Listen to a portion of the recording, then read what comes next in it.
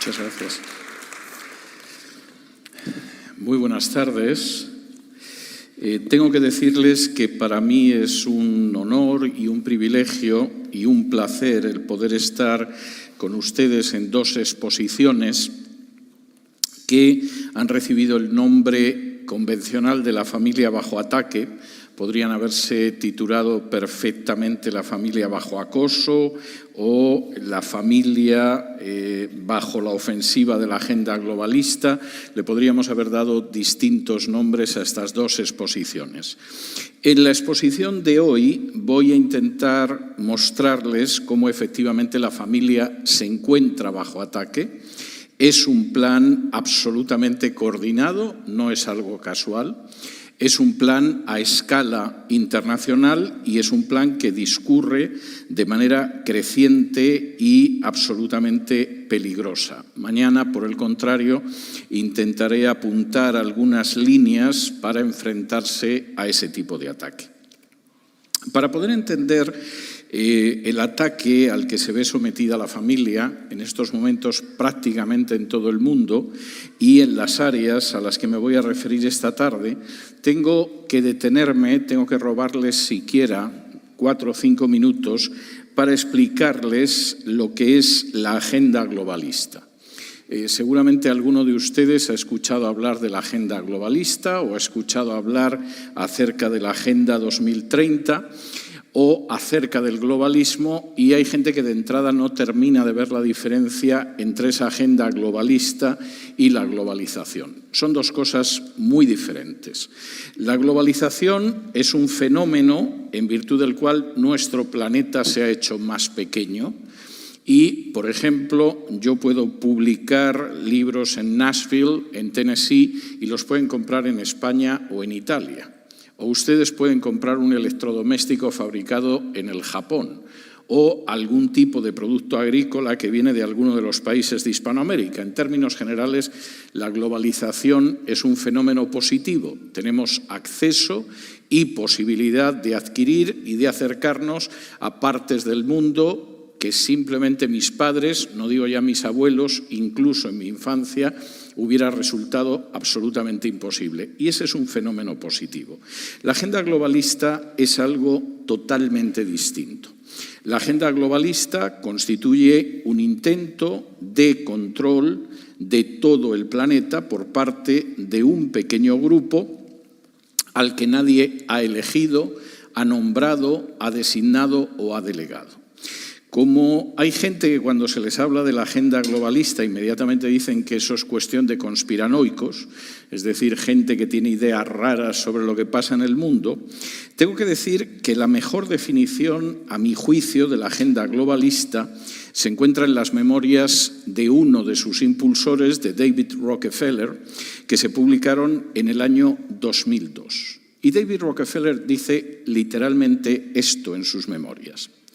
Algunos creen incluso que nosotros, la familia Rockefeller, somos parte de una cábala secreta que trabaja contra los mejores intereses de los Estados Unidos, caracterizando a mi familia y a mí como a internacionalistas que conspiran alrededor del mundo con otros para construir una estructura global, política y económica más integrada, un mundo, si se quiere.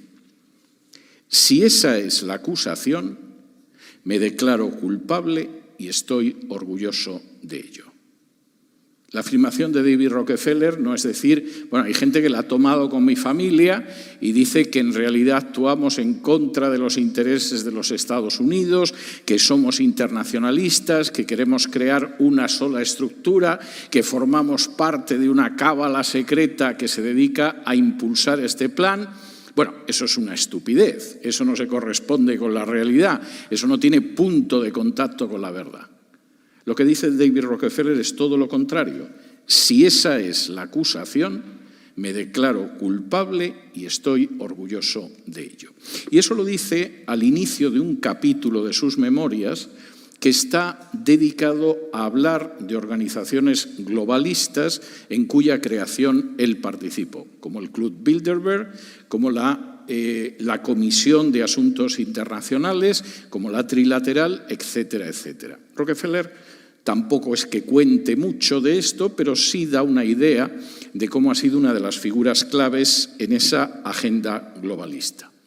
La agenda globalista, por utilizar los mismos términos que utilizó en el año 2002, hace 2 décadas, Rockefeller, es una cábala secreta que no se identifica con el país de origen, que tiene metas internacionales y que busca crear una sola estructura en este mundo, que es política, social y económica. ¿Y eso qué tiene que ver con la familia? Tiene mucho que ver, porque la agenda globalista tiene 3 obstáculos para poder imponer su dominio en todo el mundo. El primero es la existencia de naciones. Cuando el propio David Rockefeller dice, nos acusan de que actuamos en contra de los intereses de los Estados Unidos y por el contrario somos internacionalistas, está precisamente expresando uno de los pilares de la agenda globalista. Nosotros no creemos en las lealtades nacionales. Podemos tener un pasaporte que sea de una nacionalidad o de otra, pero no creemos en las lealtades nacionales. Nuestros objetivos son internacionales. Y de hecho, por cierto, entre los objetivos de la agenda globalista, uno de los más repetidos en los últimos años es la desaparición de las naciones-estado.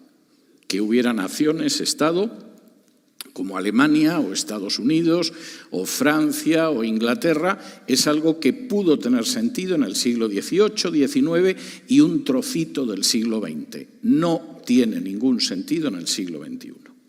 Las naciones como tal van a desaparecer o van a quedar tan debilitadas que en realidad todavía puede que siga existiendo Italia o puede que siga existiendo México o Argentina, pero ya no van a tener ni libertad, ni independencia, ni soberanía.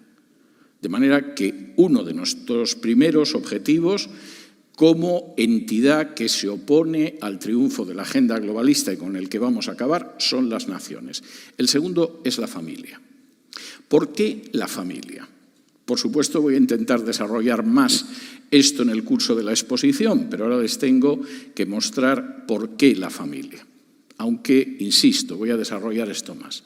Fundamentalmente por 2 razones. La gente nace en el seno de una familia.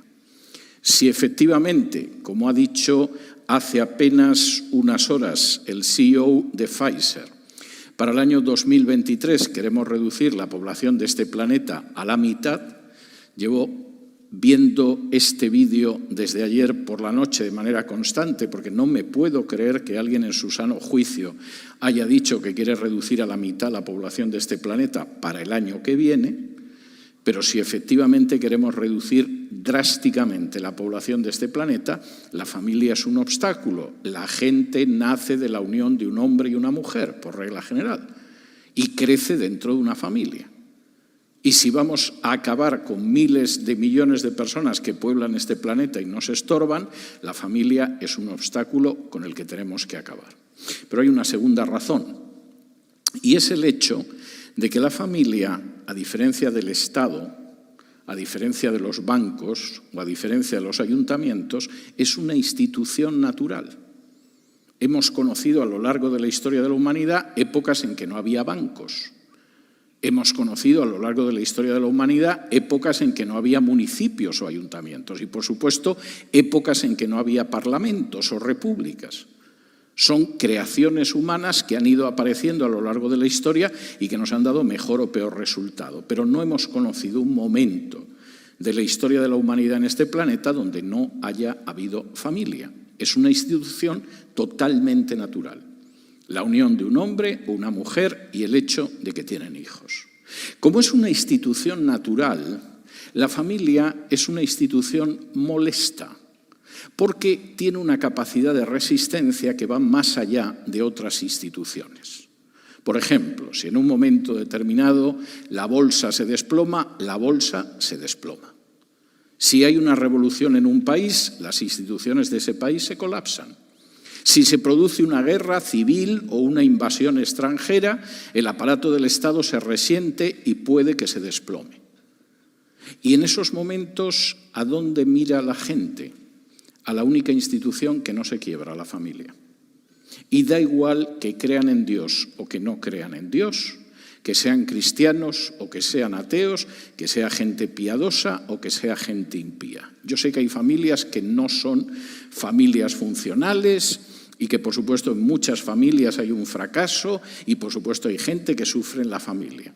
También sé que hay aviones que se caen y mañana, para regresar a mi casa, me voy a subir a un avión. De manera que, en este sentido, por supuesto que la familia no funciona en muchas ocasiones, pero no nos engañemos. La única institución que aguanta lo que no aguanta ninguna institución es la familia. Para todos por igual, crean o no crean. Y por lo tanto, si queremos crear un mundo en el que las naciones ya no tengan valor, en que los individuos estén solos y puedan ser manipulados, controlados y dominados con facilidad, tenemos que acabar con la familia.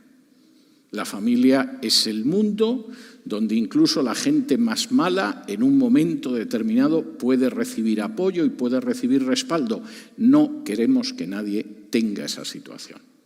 Hace apenas unos días estaba hablando con un millonario francés y en el curso de una cena, y en un momento determinado me dijo que el gran problema que al final tenía Francia era la desaparición de la familia.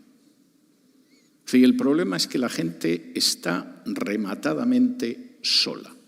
Y yo pensé, ¿cómo va a estar si no hay familia? De manera que el segundo gran enemigo de la agenda globalista es la familia, aunque luego me voy a detener en qué se concreta esto. El tercer gran enemigo, y esto es algo verdaderamente interesante, son los cristianos bíblicos, no el cristianismo en general. No las confesiones religiosas en general, es el cristianismo bíblico. Y por si alguien piensa que esto nace de mis prejuicios, permítanme contarles una historia que muestra hasta qué punto lo que digo es cierto. En el año 2019 se produjo en Bogotá un acontecimiento extraordinario que, como casi todos los acontecimientos que son extraordinarios y que afectan a sus vidas, no les contaron los medios de comunicación. Generalmente los medios de comunicación les suelen contar aquello que les entretiene y los mantiene distraídos, pero no suelen detenerse en las cosas que afectan a fondo a sus vidas, aunque a veces parezca lo contrario. Y en el año 2019, en Bogotá, Colombia, se reúnen todas las organizaciones de lobbies gays de Hispanoamérica. Y se reúnen para examinar exactamente cómo continúan la parte de la agenda globalista que circula sobre esas organizaciones, LGTB, si quieren llamarlas, o gays o homosexuales, como les parezca. En esa especie de macroconcilio, macrosínodo de las organizaciones homosexuales, llegan a 3 conclusiones por unanimidad. Año 2019. Primera conclusión: la agenda globalista está detenida.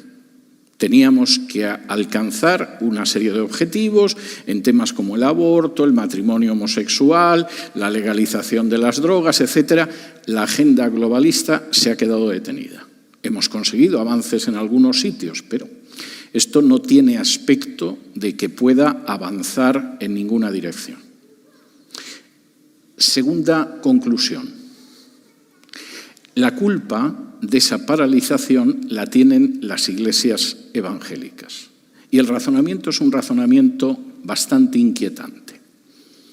Nosotros habíamos calculado que, puesto que la religión mayoritaria en Hispanoamérica es la Iglesia Católica, lo único que tenía que preocuparnos era la Iglesia Católica.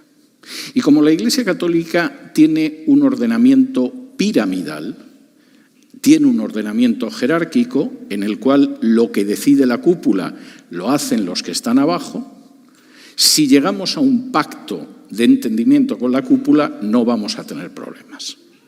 Hombre, habrá católicos que arrastren los pies y digan ¿por qué los obispos se callan frente a esto?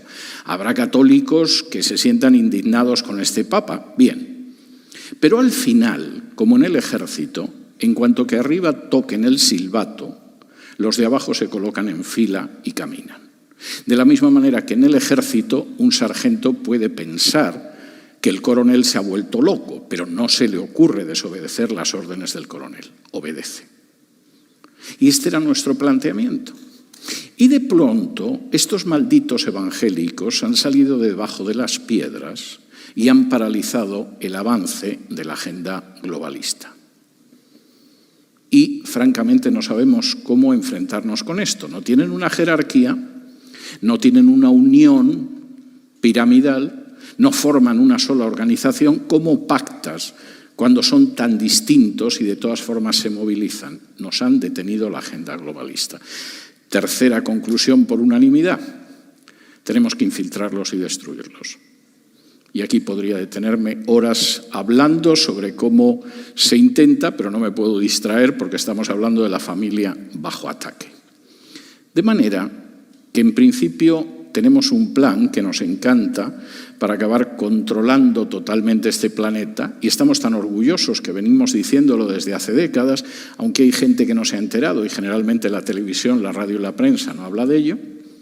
Tenemos tres grandes obstáculos, que son la agenda globalista, las familias y aquellos cristianos que tienen una posición bíblica. Y, por supuesto, el fin que nosotros nos planteamos es bastante evidente. Permítanme ahora, en el resto de la exposición, que les muestre cómo la familia está bajo ataque. En teoría, vivimos en un mundo donde la familia no solamente no debería estar atacada, acosada, ni ser objeto de ningún tipo de conducta negativa, porque la propia Declaración Universal de Derechos Humanos de 1948, que se supone que acatan, reconocen y respetan todos los países de Naciones Unidas, dice que no hay posibilidad de avance sin la familia. Es una declaración de derechos humanos que quizá ustedes pueden encontrar incompleta e imperfecta, pero desde muchos puntos de vista es muy interesante. Y surge después de la Segunda Guerra Mundial, y deseando que no haya un desastre como la Segunda Guerra Mundial. Y esa gente que ha sobrevivido a la Segunda Guerra Mundial tiene muy claro que es imposible que el género humano avance sin la familia. ¿Qué ha sucedido mientras tanto para que en un momento determinado todo esto cambie? ¿Qué ha pasado en este mundo para que desde esa Declaración Universal de Derechos Humanos de 1948, que dice que efectivamente la familia es algo indispensable para el progreso y el desarrollo humano, vayamos en una dirección contraria?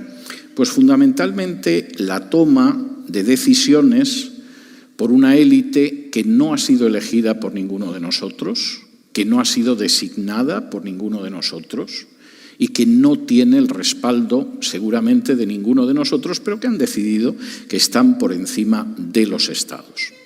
Durante la presidencia del presidente Nixon y bajo la dirección de Henry Kissinger, que sigue siendo parte de toda esta élite y que hace unos días comentaba en el foro de Davos lo que había que hacer, se redactó el primer documento en el cual se insistía en que había que limitar el crecimiento de la población y impulsar el aborto. El documento fue sometido a la firma del presidente Nixon y Nixon se negó a respaldar el documento. Ya era bastante desgracia que en este país el Tribunal Supremo hubiera dictado la sentencia de Roe versus Wade como para empujar todavía esto más desde la Casa Blanca. Y durante unos años quedó paralizado, pero no crean ustedes que en absoluto desapareció. Posiblemente el hito más importante en cuanto a desnaturalizar la familia se produjo en 1995 en la Conferencia de Pekín. La Conferencia de Pekín supuestamente pretendía hacer valer los derechos de la mujer, pero las mujeres dejaron de ser mujeres para convertirse en género. no había ya un género masculino y femenino. El género era una creación de la sociedad y, por lo tanto, de alguna manera podía haber una amplitud de géneros y esto sobrepasaba lo que era la configuración de la familia. La conferencia de Pekín, de la que seguramente no vieron ustedes mucho en los medios de comunicación, tuvo votos en contra de algunas de las naciones que participaron, sobre todo en lo que se refería a la homosexualidad y a la promiscuidad. Alguna nación, como la República Dominicana, se opuso a que se impulsara el aborto. Consideraron que una cosa era proteger a la mujer y otra muy distinta era impulsar el aborto. Guatemala, por ejemplo, emitió un voto particular diciendo que solo había un género masculino y un género femenino, que no empezaran a crear otro tipo de géneros. Algunas de las naciones empezaron a darse cuenta de que una disposición como la de la Conferencia de Pekín limitaba la soberanía nacional. Fue el caso de Estados Unidos. Está bien que formemos parte de una organización en la que todos queremos colaborar, pero realmente está también que esa organización pueda decidir lo que hacemos dentro de una nación que es libre, independiente y soberana, y algunas naciones no lo vieron así. Y algo verdaderamente revelador, hubo naciones de Asia, África y América, no de Europa, que se quejaron porque en el documento final lo que sucedía era que no había ninguna referencia a la familia. ¿Cómo vamos a proteger a la mujer? ¿Cómo vamos a ayudar a la mujer si al final acabamos hablando de géneros y además la familia ni siquiera es mencionada? Pero era solo el inicio. Fíjense que todavía en esa conferencia de Pekín, donde ya no hablamos de sexos, ni de hombre y mujer, sino de género, todavía en el anexo cuarto hubo quien consiguió meter que el género solo había dos, masculino y femenino. En estos momentos la ONU ha reconocido 112 géneros, lo cual no deja de ser notable, porque hay que tener una imaginación para encontrarlos tremendo. Concretamente hay un personaje que se llama Vitit Muntarbor, que se supone que era el experto independiente de la ONU en violencia y discriminación basada en la orientación sexual y la identidad de género. Este es un cargo que se creó en el año 2016, que un día efectivamente nos sorprendió diciendo que teníamos más de un centenar de géneros. Si alguien pensaba que los géneros, pues a lo mejor era mujer heterosexual, mujer bisexual, mujer homosexual y hombre, etcétera. No, hemos llegado hasta 112 y tengo que reconocer que es una auténtica expresión de la imaginación. Y, por supuesto, esto podemos introducirlo gracias al control de los medios de comunicación. En estos momentos, en Occidente, aproximadamente el 90% de la información que ustedes reciben en radio, en televisión, en prensa escrita, en películas de adultos, en series de televisión, en películas cinematográficas, en documentales de animales e incluso en dibujos animados para niños, está en manos de solo 5 empresas.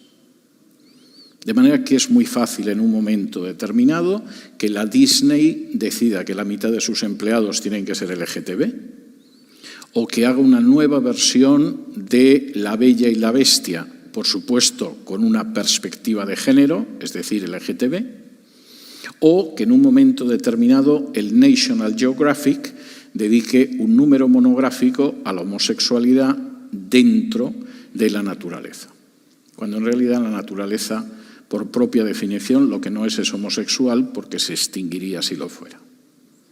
Es muy fácil cuando solo hay 5 empresas que lo controlan. ¿Qué pasa con el entretenimiento? Y, por supuesto, todos consumimos entretenimiento, empezando, por supuesto, por los adultos de la familia, pero siguiendo por los niños.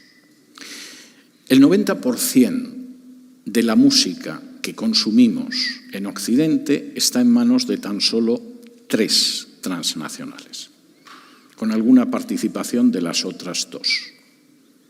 Y esa música, si alguna vez tienen ustedes la curiosidad de contemplar los canales de vídeos musicales, sobre todo de consumo juvenil. Es una música cada vez más tendente a ensalzar los valores de la promiscuidad o del ocultismo y, por supuesto, de la denominada perspectiva de género. No crean que es difícil lanzar una campaña. Lo difícil realmente es no verla, porque está todo en muy pocas manos. Y quizá eso explica que en este país, en los Estados Unidos de América, más del 50% de los americanos piensen que los medios de comunicación no son fiables y que hay que informarse con medios que no forman parte de esas grandes compañías de comunicación. No es que sepan exactamente dónde les engañan, pero algo en su olfato les dice que les engañan. Y eso se utiliza fundamentalmente para atacar a la familia en 5 áreas. Primera de esas áreas es la educación. Vamos a cambiar totalmente los contenidos educativos y vamos a cambiarlos desde el propio kindergarten, desde el jardín de infancia, lo cual es algo tremendamente importante. En el año 2006, en España se aprobó la legalidad de una asignatura que tenía un nombre precioso porque era Educación para la Ciudadanía. Y la educación para la ciudadanía es algo que suena bien. Vamos a educar a los niños desde los 3 años de edad a cómo ser buenos ciudadanos. Uno pensaría que a los niños les van a enseñar la Constitución, quizá algo de la historia del país, algo de cómo funcionan las instituciones. Me parece perfecto enseñarles esto. El problema era que el sistema educativo lo único que hacía era convertirse en un transmisor de la ideología de género sobre los niños desde los 3 años. Por ejemplo, los niños tenían que entender que la homosexualidad es tan natural como la heterosexualidad. Y esto se podía demostrar recurriendo a la naturaleza. Claro, una cosa es que lo quieras demostrar y otra es que lo puedas demostrar. ¿Y qué ejemplos aparecían en los libros de niños que muestran que la homosexualidad es tan común en la naturaleza como la heterosexualidad?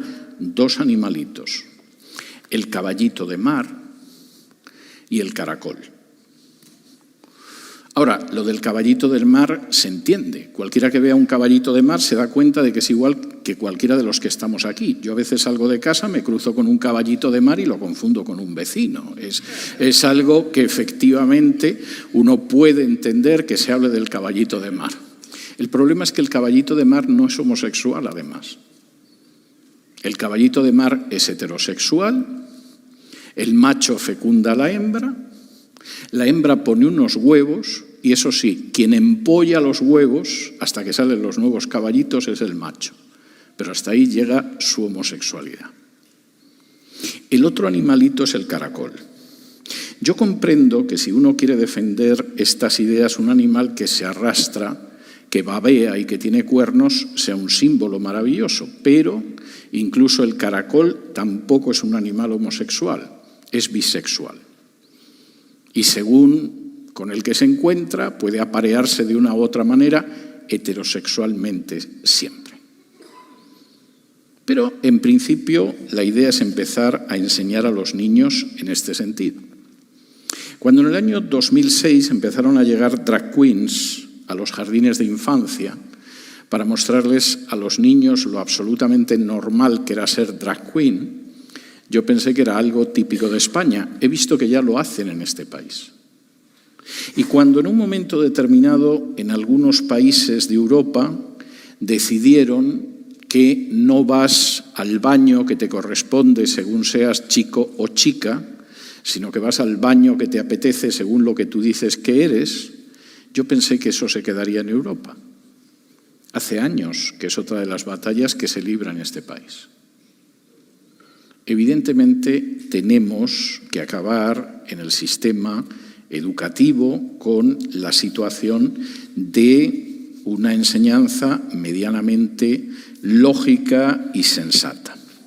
Esto, más allá de lo que pueda pensar alguno, que quizá encuentra que simplemente es una cuestión medianamente sin importancia, es decir, ¿qué más da que los niños vean a una drag queen que vean a un dragón o algo por el estilo real?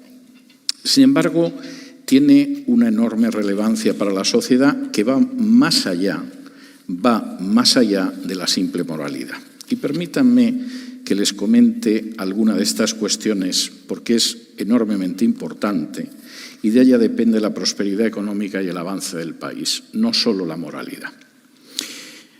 La semana anterior al 4 de julio de 1966, en este país, la Oficina Americana de Educación, la US Office of Education, publicó un informe de 737 páginas. Un informe.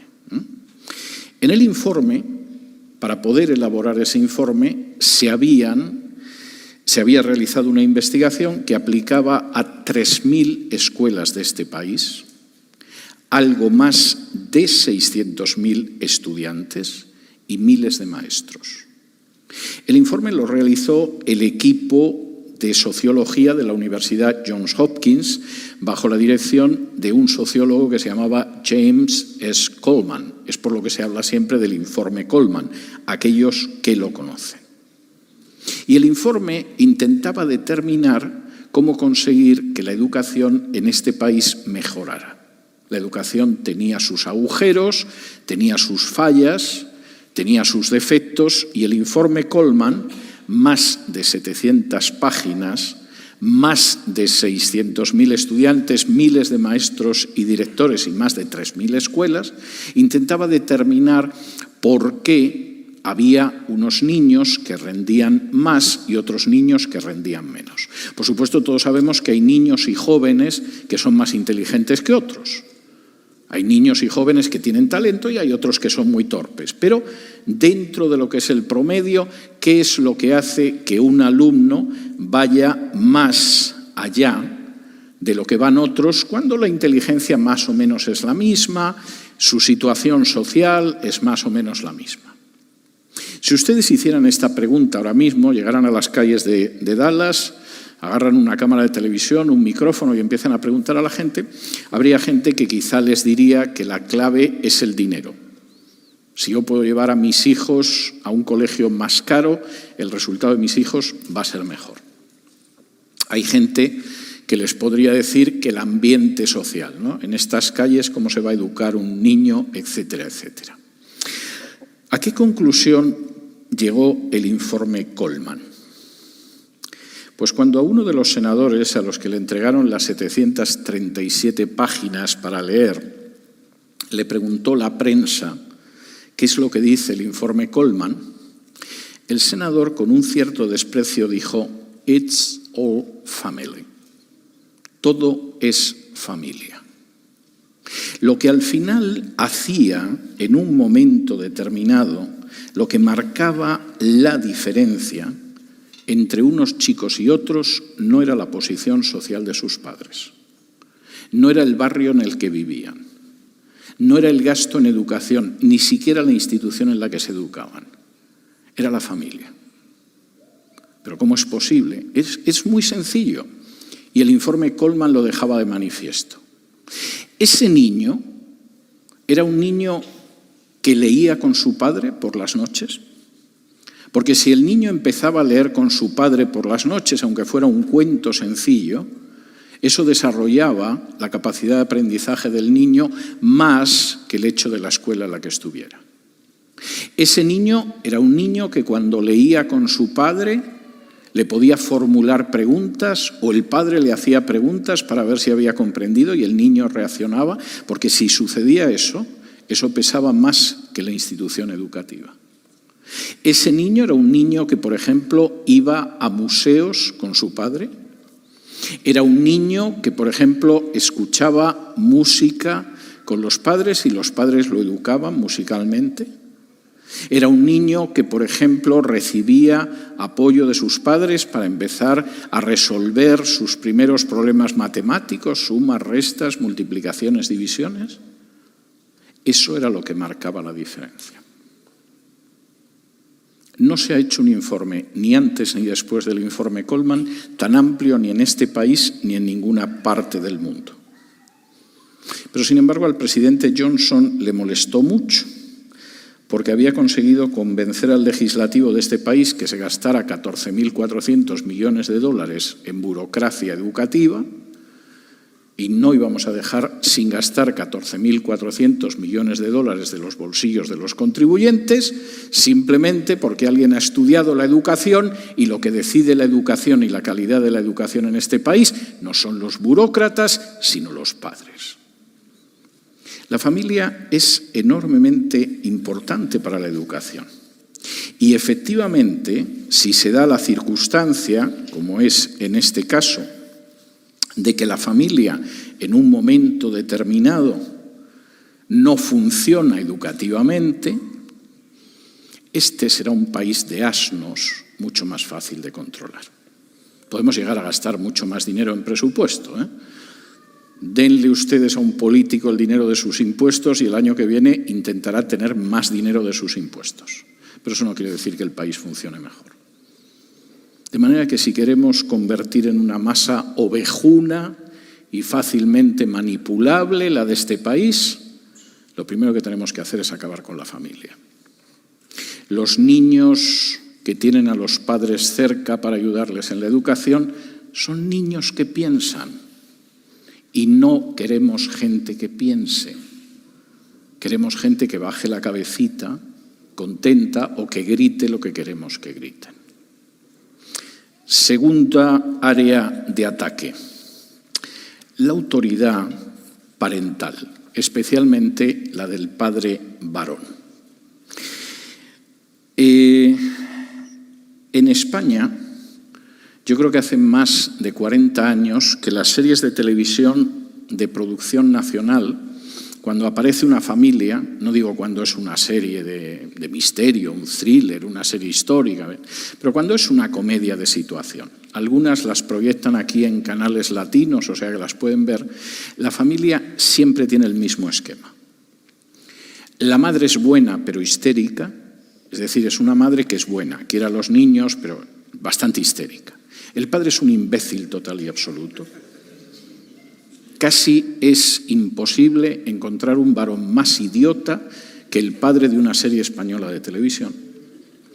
Y los hijos, que son niños y adolescentes, son mucho más sensatos, inteligentes y sagaces que el idiota del padre y la histérica buena de la madre.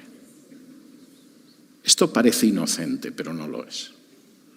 Y de hecho, el efecto que eso tiene en la sociedad, cuando uno se dedica a acabar con la autoridad del padre, sobre todo, es tremenda. No será tanto, sí lo es. Fíjense ustedes, porque en este sentido, de nuevo, los datos estadísticos son verdaderamente escalofriantes. Por ejemplo, nosotros sabemos de sobra que es una desgracia no tener madre. Eso no lo negaría nadie. Un niño que se tiene que criar sin su madre, todos lo compadecemos, lo vemos bien y efectivamente sabemos que es una desgracia. Y cualquiera que ha tenido que criarse sin una madre sabe que hay unas carencias de ternura, de cuidado, de amor que pueden pesar durante años sobre esa persona. ¿Qué pasa cuando la persona sin la que se crían es el padre? Pues lo sabemos. Por ejemplo, no existe, por regla general, la ley y el orden en la casa. La madre puede que grite a los niños, que de vez en cuando los castigue, que intente disciplinarlos, pero en términos generales, la idea de disciplina, de ley y orden en la casa desaparece en la inmensa mayoría de casos. ¿Y eso qué significa? Bueno, el 71% de los que abandonan la educación en este país no tienen un padre masculino. 71%. Luego hay un 29% que a lo mejor lo tienen, o a lo mejor no tienen madre, etc. Pero si tú no tienes un padre varón, que sepas que puedes formar parte del 71% de los que abandonan en high school la educación en este país. Debe de haber alguna diferencia entre tener o no tener un padre varón.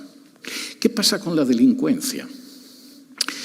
El crimen juvenil, incluyendo crímenes violentos, como puede ser atracos, homicidios o violaciones, realmente marcan una diferencia si no hay padre varón. El 85% de los jóvenes que están en prisión no tuvieron padre varón o el padre varón fue ausente. 85%. Y por supuesto, eso no termina en la adolescencia. De pronto no es que cumplas los 18 años, has estado en un correccional por intentar violar a una compañera de high school o por robar un automóvil, pero pasas los 18 años y ya esa proporción desaparece en absoluto. Lo que sucede es que siguen formando un porcentaje aplastantemente mayoritario de la gente que acaba en una prisión como adultos.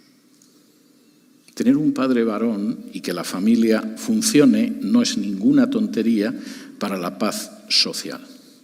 También son niños más violentos y más inseguros. La sensación que uno tiene de que papá te va a proteger, si tengo un problema, yo sé que voy a mi papá, tengo 5, 7 o 13 años, pero mi papá me va a ayudar y me va a proteger, no existe. ¿Y cómo reacciona un niño que no tiene la protección de su papá? Convirtiéndose en más agresivo, porque está inseguro. De manera que cuando llego al patio del colegio empiezo a repartir bofetones y patadas para crearme la sensación de que tengo la seguridad que no recibo porque no tengo un padre varón. Acabar con la autoridad del padre varón tiene un coste, como verán ustedes. ¿Y qué pasa en el caso, por ejemplo, de la droga? Pues ya se imaginarán ustedes que cuando papá no está en casa o no tiene la autoridad que tiene que tener como papá, el consumo de droga y de alcohol aumenta. ¿Y qué pasa en un momento determinado con aquellos que viven en las calles, con los homeless? El 90% han crecido en un hogar sin padre varón. 90%. Bueno, pero esto pasará con los chicos, ¿no? Claro, los varones no tienen un papá que es varón y claro, esto a los niños los desconcierta, pero las niñas seguro que son más independientes, seguro que en fin se reafirman porque no tienen un varón que esté acabando con su libertad, etcétera, etcétera, etcétera. Para las niñas es una desgracia no menor que para los niños. Es más, las niñas añaden otras cosas. Por ejemplo, cuando falta el papá varón, los casos de promiscuidad y de embarazo infantil antes de los 16 años se disparan.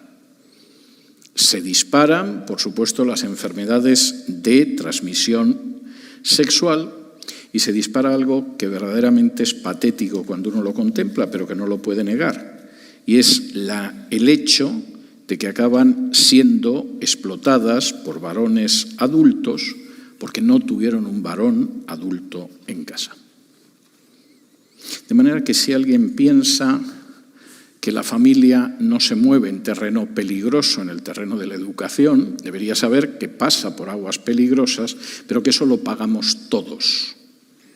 Incluso los que no tengamos una esposa y niños en casa, acabamos pagando el deterioro educativo de este país. Y si alguien piensa que no hay ningún problema porque en casa piensen que papá es tonto o porque papá no está, están muy equivocados. El deterioro social que provoca el hecho de que en un momento determinado ese padre no esté en la familia, lo pagamos todos nosotros. Si en algún momento alguien les asalta en la calle, intenta robarles, o se encuentran a un homeless tirado en la calle, en el suelo, o ven a un muchachito drogándose, emborrachándose, la máxima posibilidad es que venga de un hogar donde la familia no funciona, donde no existió un padre varón y donde, por supuesto, la autoridad del padre varón no la vamos a reconocer. Eso es el pésimo heteropatriarcado que nos oprime. Tercero, la familia está en otro terreno de acoso en el ordenamiento civil. En este país, por un voto de diferencia en el Tribunal Supremo, se aprobó el matrimonio homosexual.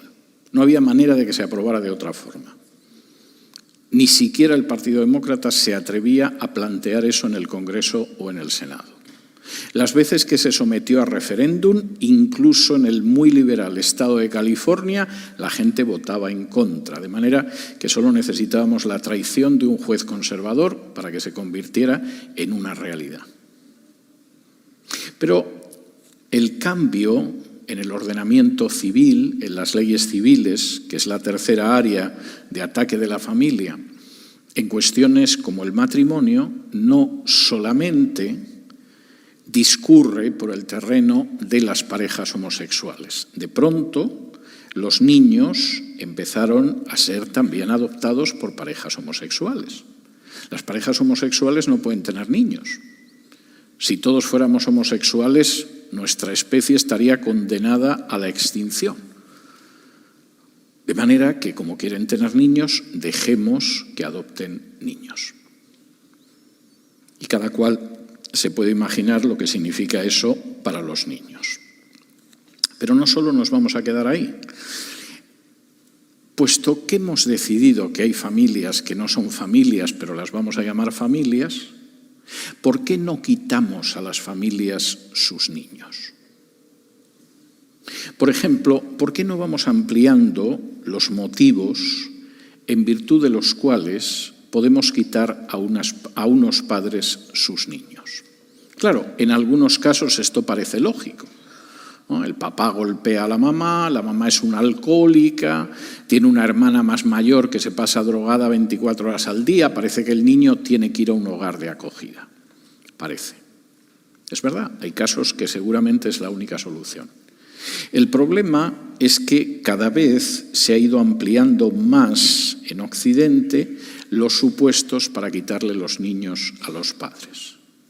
Y como estas causas siempre son causas tan nobles y tan desinteresadas que proporcionan mucho dinero, la situación en la que estamos es en cómo quitamos los niños a los padres y lo convertimos en un negocio.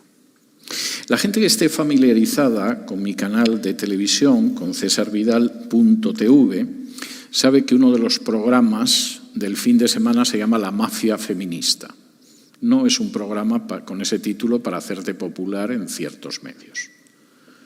Y quien lleva esto es una periodista que se dedica a investigar todos los abusos, siempre muy lucrativos económicamente, no solo de las feministas, sino de la ideología de género. ¿Y saben ustedes cuál ha sido uno de los últimos hallazgos que ha hecho? El gran negocio que es quitarle los hijos a los padres. Y uno diría, ¿pero por qué? Es muy sencillo. Conseguimos que padres que no nos gustan, porque van a una iglesia, porque de alguna manera pensamos que podemos quitarles sus hijos, entregamos esos hijos a una institución que recibe dinero por ocuparse de ellos. Y a veces se ocupan de ellos. Pero a veces simplemente compran a los niños los zapatos, los pantalones, las faldas con que tienen que vestirse, los libros de texto que necesitan, los lápices y los cuadernos para educarse. Y una vez que hemos recibido el dinero público que ha costado eso, vendemos de segunda mano y el niño va descalzo y va vestido de harapos. ¿Eso pasa en África? No. Eso pasa en Europa Occidental. Y pasa de manera masiva. Pero es un gran negocio quitar los niños a los padres. En un país que supuestamente es una democracia, como es el caso de España, estamos descubriendo redes donde quitan los niños a los padres porque son evangélicos. Y cuando encontramos el primer caso pensamos esto es un abuso y un error. Bueno, quizá es una funcionaria muy sectaria del ayuntamiento que ha dicho cómo va a estar un niño con unos papás que le enseñan la Biblia y le están lavando el cerebro para que sea cristiano, y es un caso. No. Hemos descubierto que sigue todo un patrón. Vamos buscando a madres que están solas, que no tienen mucha educación, que incluso psicológicamente son borderline, no tienen una subnormalidad, pero tampoco son mujeres inteligentes y les quitamos los niños. Y nos dedicamos a recibir dinero público de esos niños. Pero a veces el dinero público nos parece poco. ¿Y qué hacemos con los niños? Los prostituimos. Simplemente esos niños a los que vamos a cuidar en contra de sus papás evangélicos o sus papás no evangélicos, pero hemos sustraído esos niños de la familia, los ponemos a disposición de depredadores sexuales. Y ustedes dirán, ¿eso lo ha visto usted en una película? No, eso lo he visto en distintos países europeos.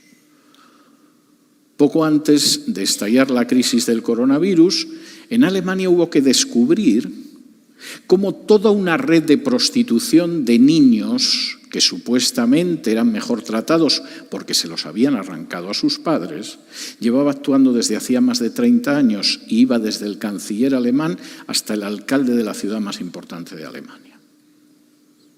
¿Casualidad? ¿Por más de 30 años? Sucede en España. Sucede en otros sitios.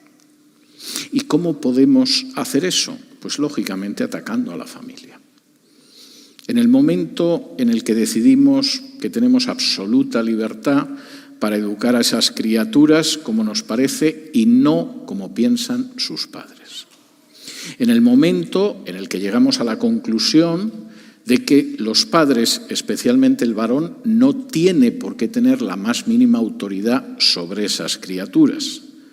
En el momento en el que llegamos a la conclusión de que podemos trastornar las leyes civiles y ya la familia y el matrimonio va a ser lo que nosotros queramos, no lo que es naturalmente, pues evidentemente también la tutela de los niños queda en nuestras manos. Y podemos quitárselos a los padres y podemos en un momento determinado entregarlo a instituciones y en un momento determinado también podemos prostituirlos. Y además, no solo eso, vamos a hacer que puedan hacer lo que queremos que hagan en contra de sus padres. Esta semana, el Tribunal Supremo de México decidió que niñas de menos de 16 años pueden abortar y los padres no se van a enterar. En otras palabras, la autoridad de la familia queda totalmente triturada por la legislación civil. Ahora, fíjense en esto porque es importante. Si ustedes en un momento determinado tienen un niño y la maestra decide llevarles a un museo a ver una exposición, etcétera, etcétera, y en esta zona, por cierto, hay varios museos muy interesantes, por regla general, la escuela te pide un permiso firmado para que tu niño vaya a ver un museo. No sé si es que temen que salga alguna figura de un cuadro y muerda al niño o algo así, pero es una actitud normal. El niño va a realizar una actividad que no es la actividad normal de un currículum y, por lo tanto, lo que estamos esperando es que usted nos dé permiso para llevar al niño. Y uno dice, bueno, van a llevar al niño a ver una exposición de dinosaurios o de pinturas o sobre cómo fue la batalla del Álamo o algo así, y firmas el permiso al niño. Es lógico. Es tu hijo, es tu responsabilidad y tú decides. Pero si se da la circunstancia de que la niña decide abortar, si se da la circunstancia de que de pronto tu hijo Charlie ha decidido con 8 años que en realidad es Charlotte, entonces no puedes hacer nada con ese niño. Es más, es que no te van a informar. O si te informan es para decirte que, por supuesto, tu hijo le pueden bombear hormonas para ser una cosa distinta de lo que es, de manera totalmente irreversible, con efectos terribles sobre su salud, pero no puedes hacer nada para impedirlo. Ahora, esto no es ninguna tontería. Cuando de pronto la legislación civil decide que un niño puede cambiar de sexo sin permiso de los padres, la legislación civil, sus maestros, los que le bombean hormonas, no te dicen que su posibilidad de suicidarse se multiplica por 8. Y que efectivamente una criatura que recibe tratamiento de cambio de sexo tiene 8 posibilidades más de suicidarse que los niños que no lo reciben. Y estadísticamente está demostrado. Pero ¿por qué te lo vamos a decir? Si en realidad no queremos ni siquiera que sepas que tu hija, que puede tener 14 años, va a abortar. De manera que obviamente en el terreno del ordenamiento civil, la familia también está bajo ataque. Lo está, en cuarto lugar, en la libertad de expresión. Y esto es otro de los elementos absolutamente tremendos con el que tenemos que enfrentarnos todos los días. Todas las situaciones que estoy narrando, que son reales, que se dan en países que se supone que son los más cultos, civilizados y prósperos del globo, y que incluyen algunos de los estados de este mismo país, son situaciones que si simplemente nos las hubieran contado, no voy a decir hace 10 años, incluso hace 5, 6, 7 años, nos hubieran parecido una locura. Hubiéramos pensado que la persona que nos lo contaba quería burlarse de nosotros y quería reírse de nosotros.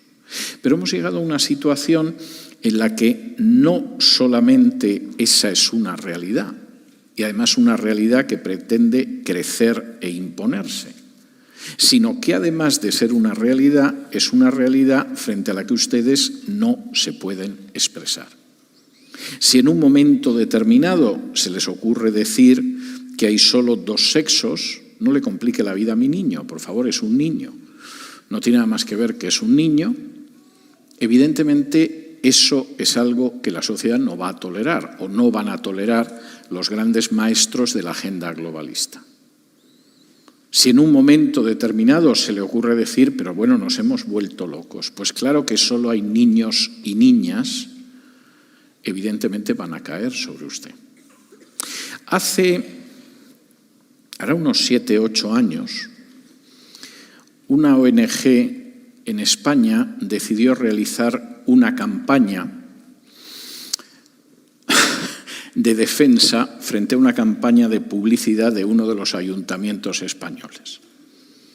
Este ayuntamiento llenó de carteles las fachadas de los edificios, los lugares donde había una parada de autobús, la parada de metro, con un cartel en el que se veía un dibujo de 4 niños, cogidos de la mano, desnudos y cogidos de la mano. Entonces se veía un niño de pelo corto, con un pene, a su lado una niña de pelo largo, con vagina, al lado lo que se supone que era un niño con vagina, y porque llevaba el pelo corto, y luego una niña que efectivamente, ya me he liado, pero se supone que también era una niña aunque tenía pene.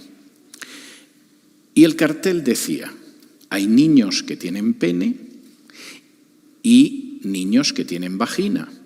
Hay niñas que tienen pene y niñas que tienen vagina. Esto es algo tan ridículo que parece mentira que se pueda gastar el dinero de los impuestos en ello. Y una organización pro familia y pro vida decidió hacer una campaña con un autobús.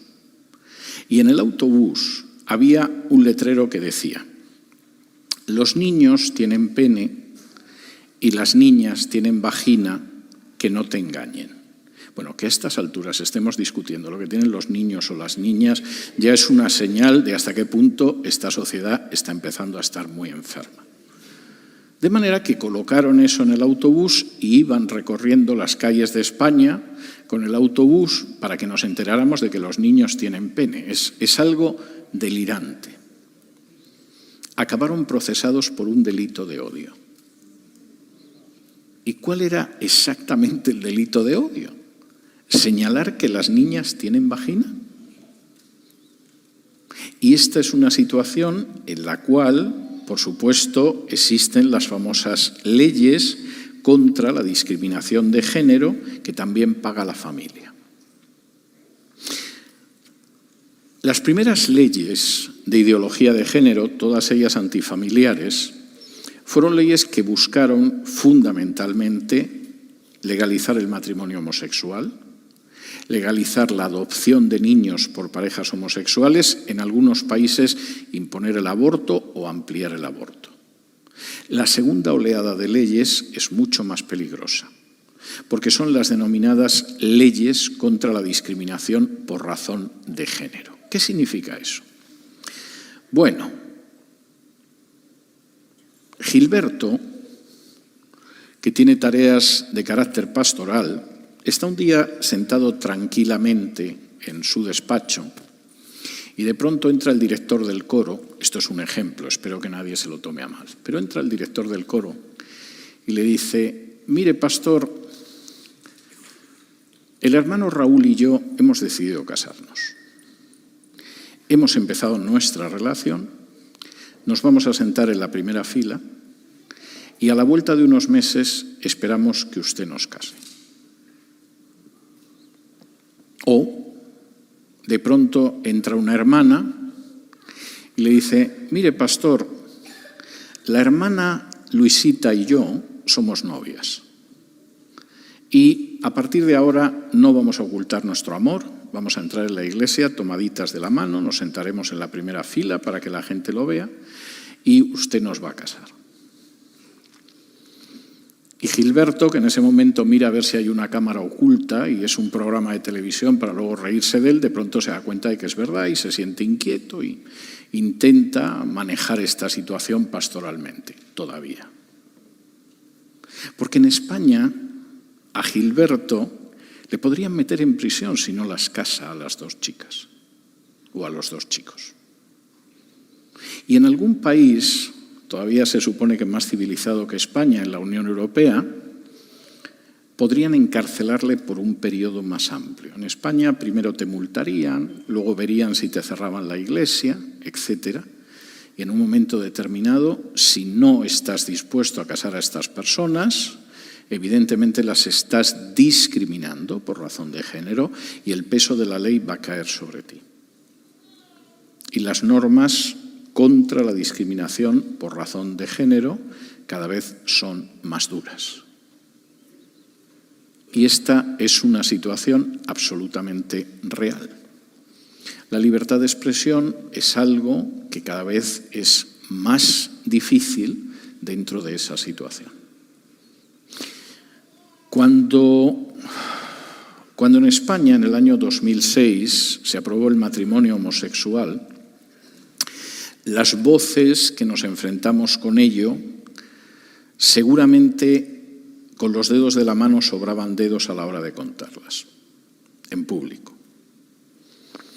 Hace un par de años, una amiga mía, muy buena amiga, que por cierto es lesbiana, me contó que había tenido una entrevista con el que entonces era presidente del gobierno, José Luis Rodríguez Zapatero, y que el presidente del gobierno le había dicho que lo que nunca me iba a perdonar era que me hubiera opuesto al matrimonio homosexual, en público y desde los micrófonos de la radio.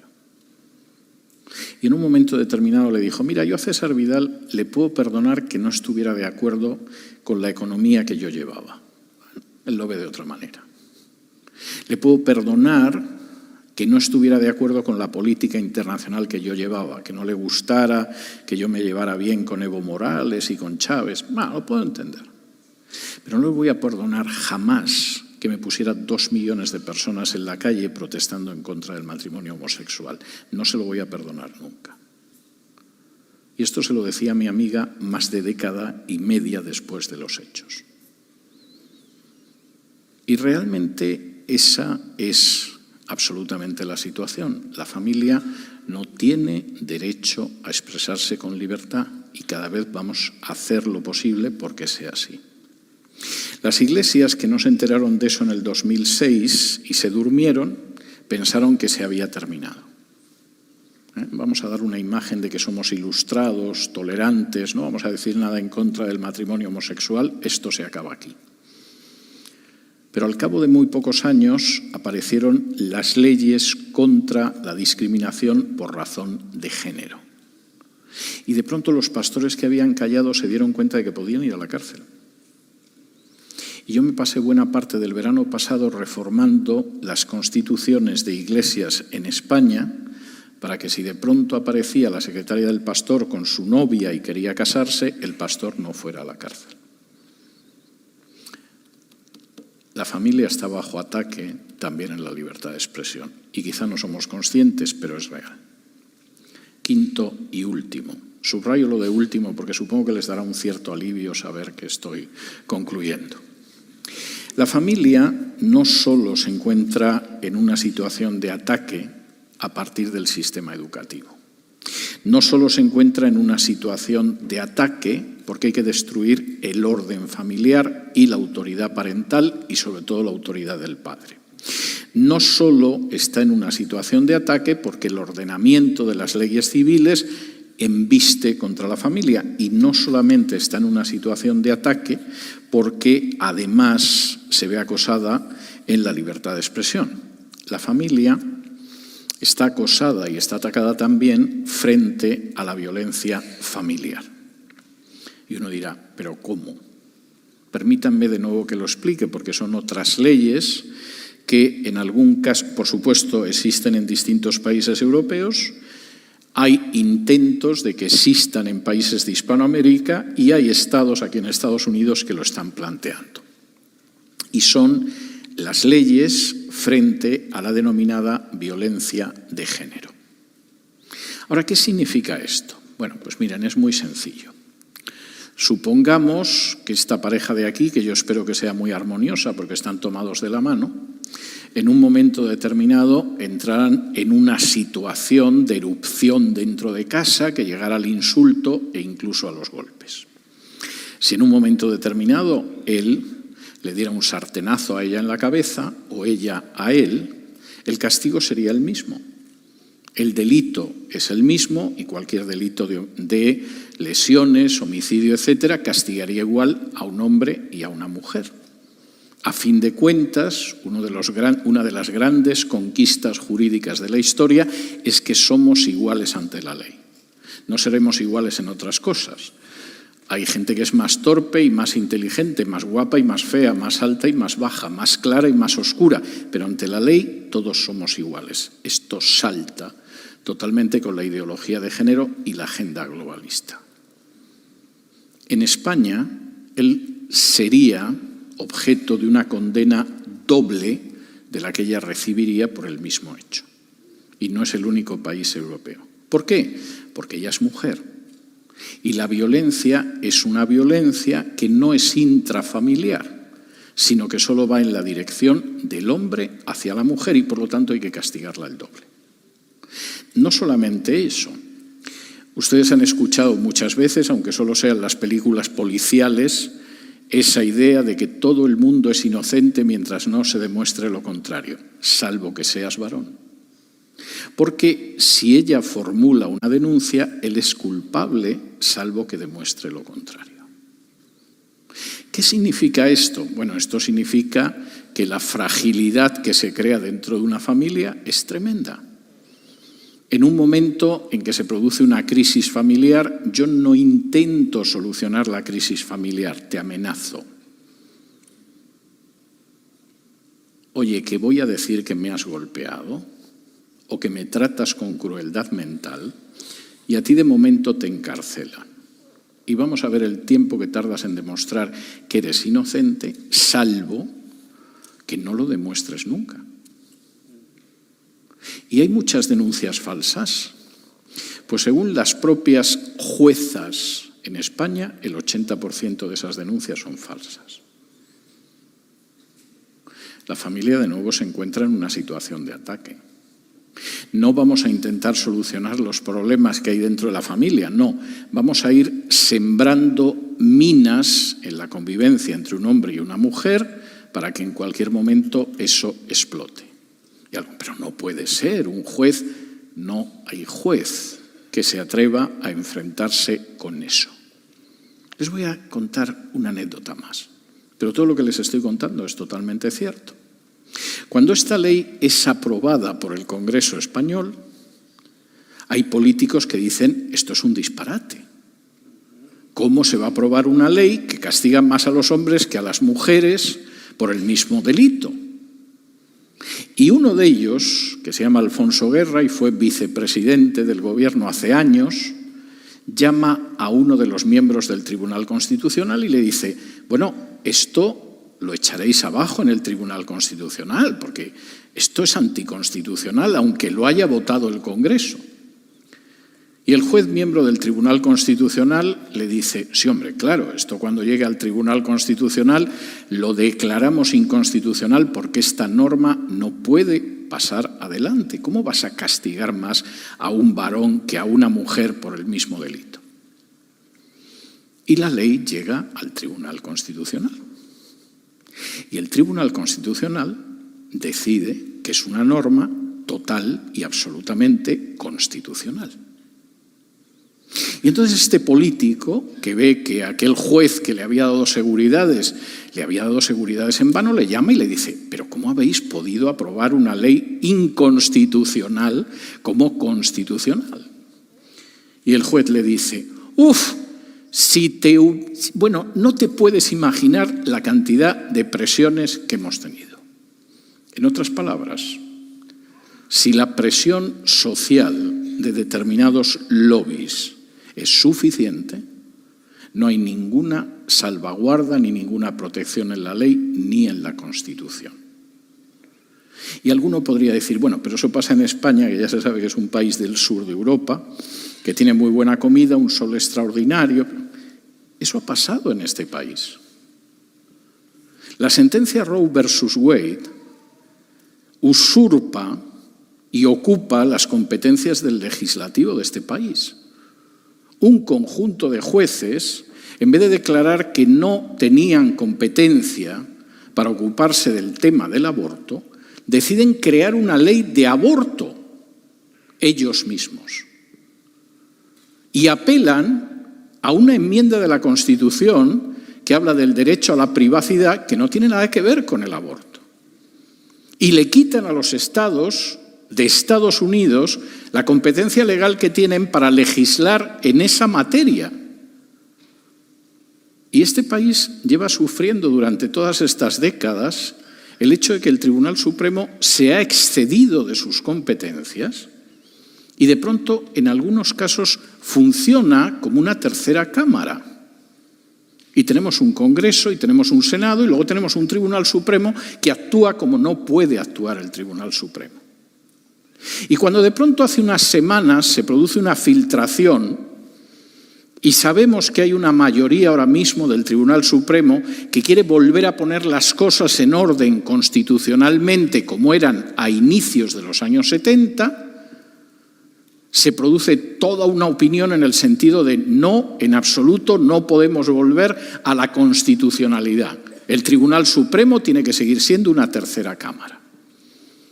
Y aparece una de las juezas del Tribunal Supremo, que está en el Tribunal Supremo porque es hispana y mujer, para los que no se hayan dado cuenta, que dice, no podemos echar atrás la sentencia Roe versus Wade, porque la gente va a pensar que tomamos las decisiones no de acuerdo con la ley, sino de acuerdo a nuestra visión política. Pero es que alguien duda de que es así. ¿Es que alguien no ha visto que cada vez que se nombra un nuevo juez para el Tribunal Supremo en este país se organiza la de San Quintín porque todo el mundo sabe lo que se pretende con eso y no es precisamente que se sirva la justicia hasta los últimos jueces? Esa es la realidad que vivimos. La familia está en una situación de ataque y de ataque verdaderamente tremendo. La familia está siendo atacada para que no pueda ser el lugar donde finalmente la educación hace que una sociedad sea una sociedad libre y próspera. La familia está siendo atacada porque realmente no queremos gente que crezca equilibrada. Necesitamos desequilibrados a los que poder controlar. La familia está siendo atacada porque la misma idea de la familia y de su solidez hace que esta sociedad sea mucho más fuerte de lo que nos gustaría. La familia está siendo atacada porque no podemos tolerar que de pronto un padre o una madre con un poco de sentido común diga: toda esta corriente es un disparate, lo ve cualquiera. Yo sé perfectamente de mis hijos quién es un niño y quién es una niña. Y la familia está siendo atacada porque no se quiere permitir que incluso plagas, como puede ser la violencia dentro de una casa, se erradiquen, sino que por el contrario, nuestros hogares sean lugares todavía más frágiles de lo que son. Y nos encontramos frente a un totalitarismo que adoctrina y que, por supuesto, tiene un plan consciente de lo que quiere hacer, frente a un totalitarismo que arrebata a los padres derechos tan elementales como la educación y la tutela de sus hijos, y frente a un totalitarismo que tritura derechos fundamentales sin los que no puede subsistir, no voy a decir una democracia, sino incluso una sociedad medianamente civilizada. Y esta es una situación enormemente seria. No es una mera discusión política, ni mucho menos, ni una mera discusión para una tarde de fin de semana. Es un desafío que va a marcar, según respondamos, cómo va a ser nuestra sociedad. Muchísimas gracias.